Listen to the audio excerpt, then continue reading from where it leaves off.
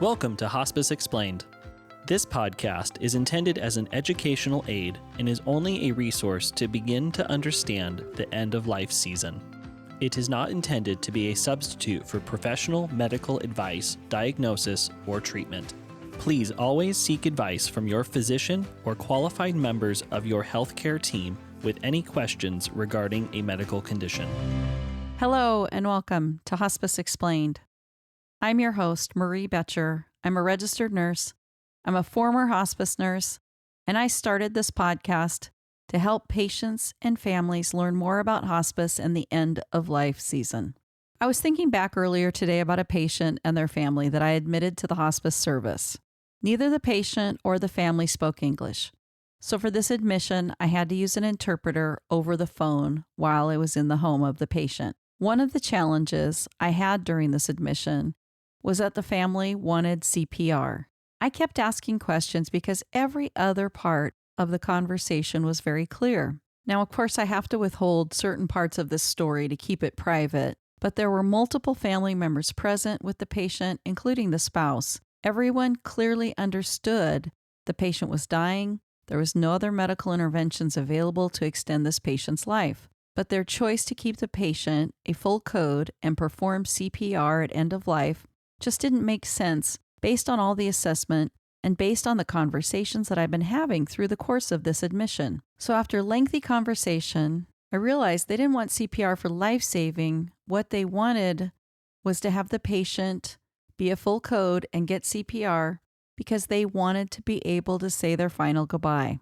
They believed that CPR would give them some extra time to say goodbye. So the family believed that they would actually have time to come from work, the grocery store, or wherever else they might be during those last moments of life, and that CPR would be started and maintained and give them an opportunity for the final goodbye. But CPR just doesn't work that way. They didn't understand, for example, if a hospice staff was present and began CPR, the next step is to call the fire department or 911. When the fire department and ambulance arrives, they come with lights and sirens. They're coming fast. Their goal is to stabilize, treat, and transfer. So when the fire department or the paramedics arrive, they would take over CPR. And then when they stabilize the patient, they transfer the patient to a hospital for continued attempts at emergent life-saving efforts. CPR is not an easy way to say goodbye either. Someone is doing chest compressions. Another member of the team is going to be giving breaths. They speak out loud to communicate with each other. It's just not a time to try and speak to the patient saying a final goodbye. There's a lot going on during CPR. It's considered an emergency, and it's not necessarily a good time to have somebody trying to speak into somebody's ear while somebody's right there trying to give breaths. The family had no experience with that. They were hoping for just a little bit of extra time to say goodbye. So the whole reason I bring this up, it's because it's really important to say goodbye. I think it's a perfect example of good intentions, but the timing and expectations were very unrealistic. I made sure the family got the information they needed to help them understand what they were asking for and how and why it was not a realistic plan for in-home hospice care for this particular patient especially. That patient was one of the patients that really helped me understand how great the need is for hospice education. To know what is hospice, what it isn't, and what the end of life really looks like. This patient and family needed to understand that when a patient is getting admitted to hospice, it is time now to think about when and how to say goodbye. For some patients, they only have hours, others have days, and some may have months. The absolute timeline is going to be different for everyone.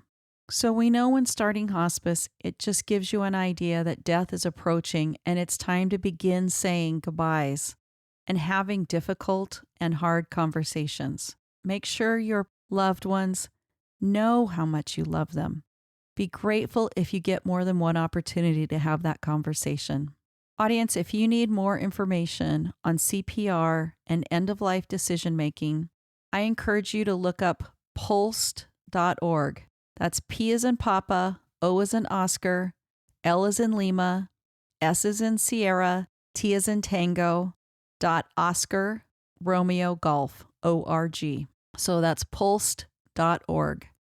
They have fabulous information and short videos to help explain CPR and decisions that need to be made for end-of-life care. Audience, thank you so much for listening to Hospice Explained. I am always looking for people to do interviews. If you want to tell a personal story, if you're an author, if you have great experience and want to help others, I would love to have you as a guest on Hospice Explained. Email me, marie@hospiceexplained.com. Thanks for listening. Thank you for joining me on Hospice Explained. Think about ways you can make a difference in someone's life. Also, please subscribe and share this podcast with anyone who would benefit from listening. Thank you.